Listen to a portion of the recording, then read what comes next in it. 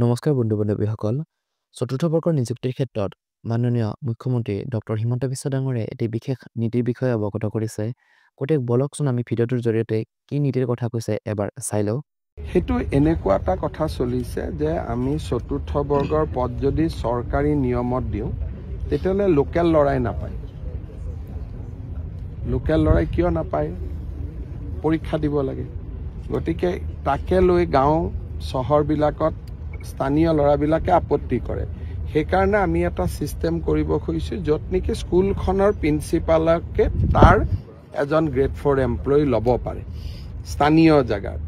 তাৰ কাৰণে এটা নীতি এটা বনাই আছো কিন্তু এটা 26ৰ আগত নহয় 26ৰ পিছত হেতু ৰাখিব লাগিব কাৰণ নহলে ফোৰ্থ গ্ৰেড এমপ্লয়ি খিনি বেলেগ জিলাৰ পৰা বেলেগ জিলাত গলে মানুহে বেয়া পায় সেইকাৰণে বহুত বিলাক ৰাজ্যত আজিকালি নতুন নতুন কিছুমান নিয়ম কৰিছে মই এবাৰ শিকি আহিছো 2-3টা কিন্তু বিধানসভা নিৰ্বাচনৰ আগত যেটো আমাৰ এডভাৰটাইজ হৈয়ে গল নিযুক্তিয়ে হ'ব গুটেই পোষ্ট খিনি সেইকাৰণে এতিয়া নহয় বিধানসভা ইলেকশ্যনৰ পিছত কলেজৰ গ্ৰেড 4 পোষ্ট হস্পিটালৰ গ্ৰেড 4 পোষ্ট স্কুলৰ গ্ৰেড 4 পোষ্ট এইখিনি যাতে সেই মৌজাটোৰ লৰাই বা সেই গাঁৱৰ লৰাই পায় তাৰ কাৰণে আমি নীতি এটা বনাই আছো